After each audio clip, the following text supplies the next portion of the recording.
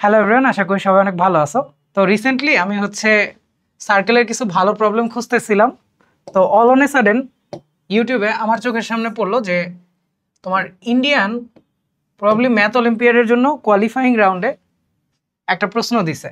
ঠিক আছে, প্রশ্নটা হইতেছে যে তোমার কাছে একটা বড় বৃত্ত আছে, বড় বৃত্তের ব্যাসার্ধ হইতেছে OX, যেটা 10 দেওয়া।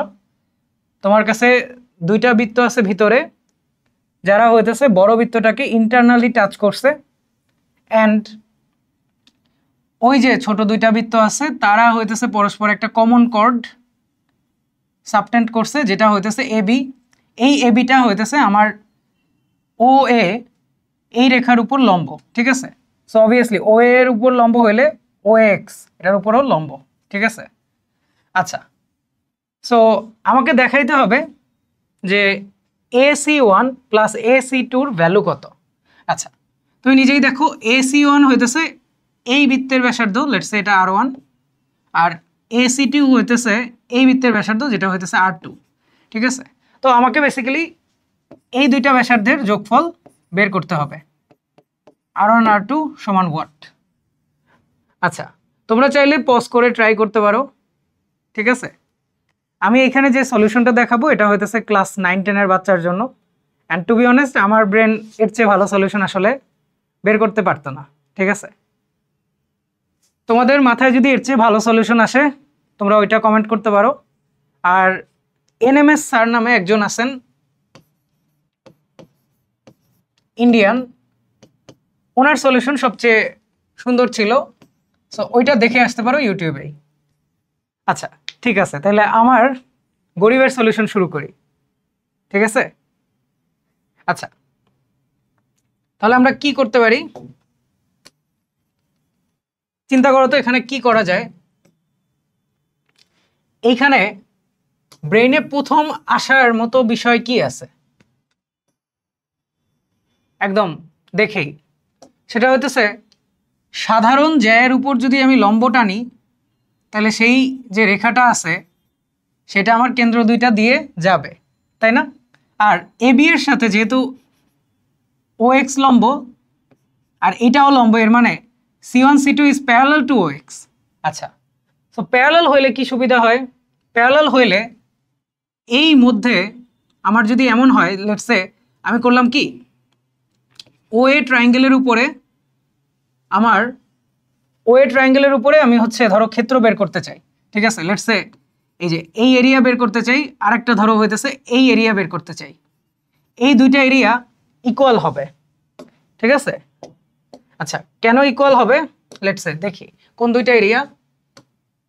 এই যে আচ্ছা হাতেই করি নাকি,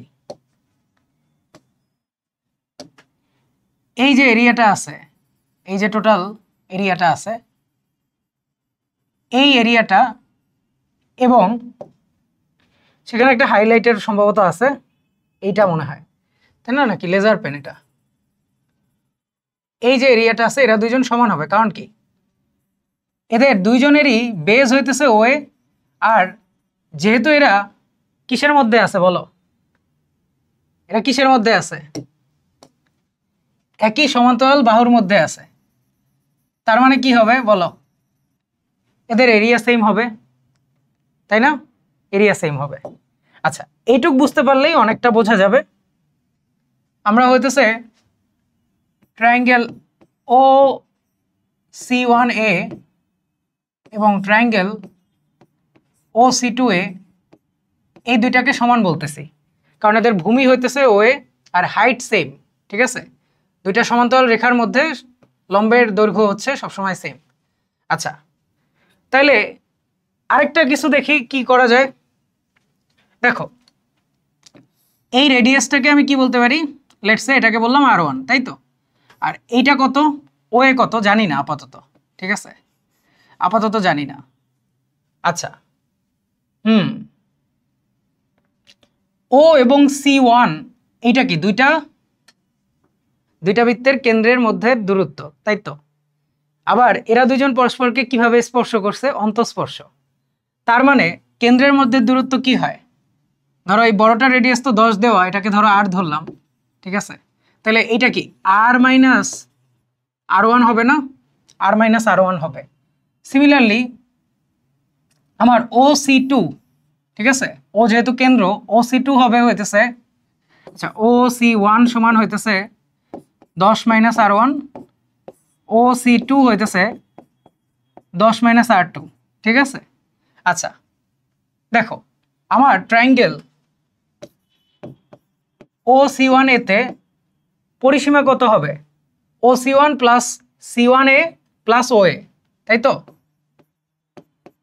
এটা কত দেখো, এটা হইতেছে 10 - r1 আর এইটুক হইতেছে r1, তার মানে কি OA প্লাস R, ঠিক আছে।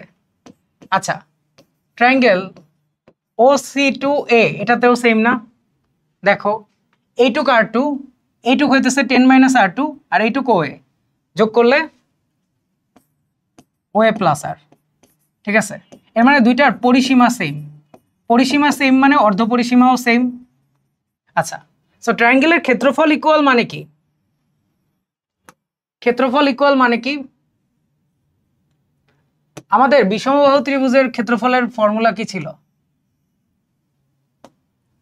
√s × s - a s - b s - c।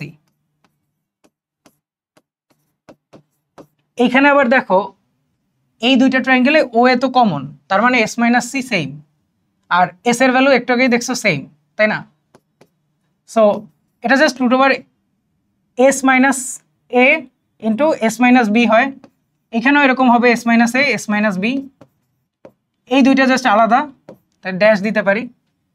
Square করে দাও, স্কয়ার করে দিলে গুণ করে দাও s square a + b × s plus ab আসবে, আর এখানে আসবে s square minus a' + b' s plus a' b', ঠিক আছে। আচ্ছা a' মানে কি, একটা বাহু r1 আর একটা বাহু 10 - r1, ঠিক আছে। তাহলে a + b করলে কত হবে, r1 প্লাস 10 - r1, 10 আসবে, ঠিক আছে। এইখানে কি হবে 10 - r2 প্লাস r2, ঠিক আছে। এই যে দেখো AC2 হইতেছে r2, OC2 হইতেছে 10 - r2, তাহলে যোগ করলে এখানেও 10 এখানেও 10, এর মানে এটাও কাটা যাবে এটাও কাটা যাবে এটাও কাটা যাবে এটাও যাবে। আচ্ছা তাহলে এইখানে জাস্ট হবে কি AB এর গুণফল মানে কি r1 10 - r1 is equal to এই জায়গায় আসবে r2 10 - r2। সো এখান থেকে বোঝাই যায় কাইন্ড অফ যে r1 r2 এদের সমান হবে, অথবা 10 - r1 সমান r2 হবে, দুইটা পসিবিলিটি। এখন আমরা দেখতে পারি যে আসলে কি সমান হয় কিনা, ঠিক আছে। সো আমরা গুণ করে দিতে পারি যে 10 r1 minus r1 square is equal to 10 r2 minus r2 square. So একদিকে আনতে পারি r2 square minus r1 square is equal to 10 into r2 minus r1। So এখন যদি r2 আর r1 সেম না হয় তাহলে আমরা এটা দিয়ে ভাগ দিয়ে দিতে পারি, এখান থেকেই আমরা পাবো r2 plus r1 is equal to 10, ঠিক আছে। সো এটা আমার কাছে বেশ ভালো লাগছে ওভারঅল। একটা বিষয় কি, ম্যাথ হইতেছে ব্রেনে ক্লিক করার মতো, ঠিক আছে। মানে এটা করতে করতে হঠাৎ এমন হতে পারে যে তুমি একবারে দেখে পেরে গেলা, আবার এমন হতে পারে তুমি 10-এ কেন, তুমি হইতেছে 11-12 পাস করে ফেলছো, ইউনিভার্সিটি পাস করে ফেলছো, ম্যাথ অনেক পড়ছো, স্টিল এটা মাথায় আসে নাই, ঠিক আছে।